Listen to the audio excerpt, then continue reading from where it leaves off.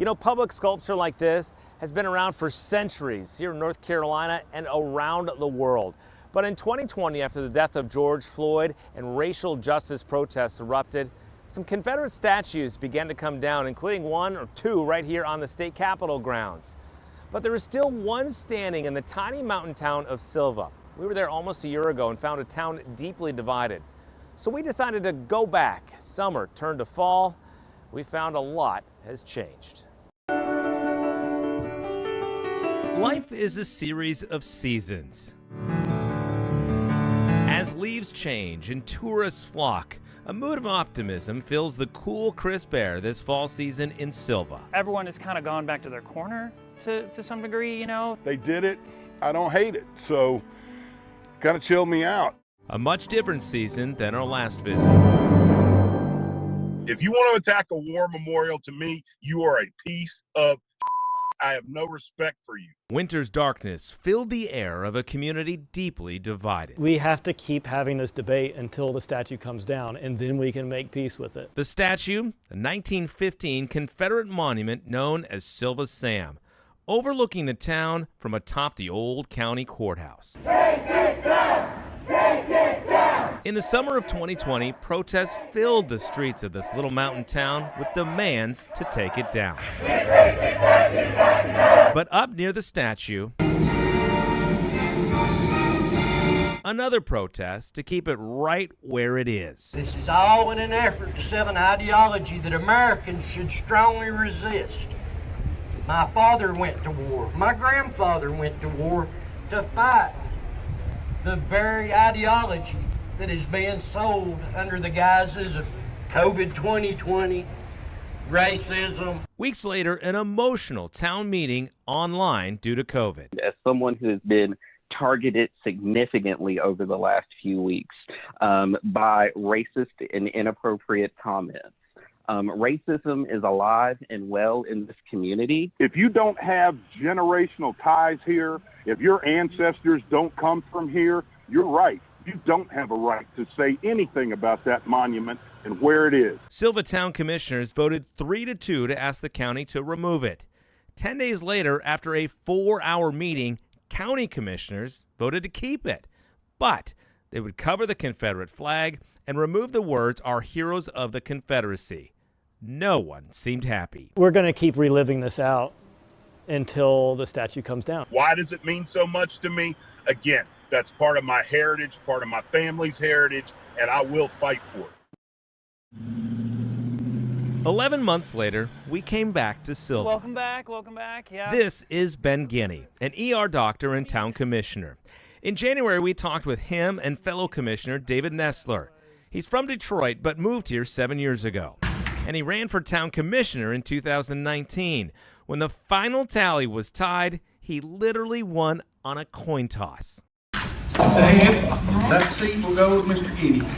I know you don't agree with what happened to that statue, but does it feel like at a point now where the town and the county can move forward? I mean, it's just like, I don't know, it's kind of a detente, if you will. We just move on other things, you know, and like that's just how it's how it is for now. And, you know, someday I still feel like that thing's on the wrong side of history for a lot of reasons. It's a divisive statue, and the space is a divisive space and always will be until that goes. So yeah, but you know, we did what we could. We asked them to move it, they didn't, and that's where we are now. In September, county commissioners installed $14,000 in new plaques to cover the Confederate flag. It notes the statue was put up to honor Civil War vets from Jackson County, but it also notes it was rededicated in 1996 to honor all veterans. At the bottom, E Pluribus Unum replaces Our Heroes of the Confederacy. When you look up and look at the statue, what do you think? Frank Hugelet was front and center during the 2020 debate. He wanted the statue left alone.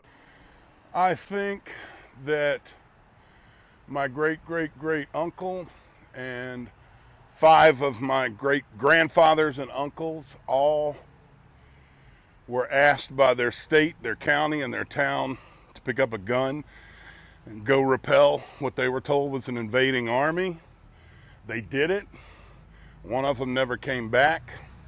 So when I look at this statue, I see my family, my family's military tradition and resolve. That's what I see. Frank's a former professional wrestler and reality star who grew up in Sylva. My misunderstood is, because I've been called the face of hate in Jackson County, that I lead some kind of armed militia group. And it's ridiculous. They're just a bunch of Jackson County citizens. We've got lawyers, doctors, teachers that just didn't want to see a piece of local history destroyed over a current political whim. When we met last, Frank was blunt on his views about people like Commissioner Guinea moving in from out of state. If you're from Detroit, why do you think you have a right to come to Sylva and tell me that a statue to my ancestors need to be removed? To me, you got no dog in the fight other than a political or a worldview. So yeah, I've never actually met him in real life. Which is wild. This is a small town. It is. I saw him once coming out of the gym, but I couldn't say hi to him or anything like that. That's right. In a small town of less than 3,000 people, Frank and Ben have never met until now. How you doing, my friend? How are you, man? Good to see you. Yeah. We walked them up the steps to sit down and talk about the past, present, and future of Sylva, just steps away from the statue that sparked the debate. I mean, I talked to you last in January. How does it feel? I mean, we're sitting with the statue in the background. Does it feel different, same? You know, it feels the same to me. I mean, am I happy? No. I mean, I don't believe that it should have had to be altered, but at the same time, I understand that things have changed in the world, so compromises sometimes have to be made, and sometimes not everybody gets what they want. It is what it is. So am I happy with it? If it brings a kind of a peace to the community, if people are now able to say, okay, something got done, let's move on with our lives, I think it's great. Yeah, I mean, I too, I think it's sad that the thing got changed because it's, it is a historical piece, and just to kind of cover it up, that seems like a disservice to the folks that it means so much to, and I don't think it solves a problem. That's the thing. So, you still think it should be removed at some point? I mean, it's a point of division, and I think it will be, and it's and this, as you can see, it's a great space here. I would love to see it go to a place, take the plaques off, keep it as is, and wherever, a place where folks can go and that it means so much to, and and have their time there, and build out a statue park. You can't. You're not down with that, right? No. I mean, the statue's not going to go anywhere in my lifetime. I mean, I can tell you that now. As long as I live in Jackson County, that statue's going to stay where it is.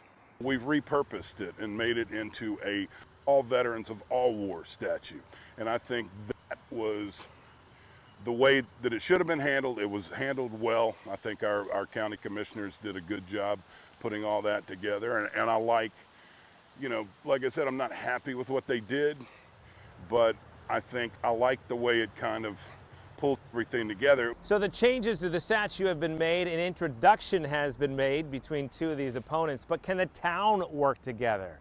Can Frank and Ben work together? We'll find out after the break. Plus, a little later, we'll find out about a new statue in the town of Sylva. We'll talk to the artist with his own fascinating story.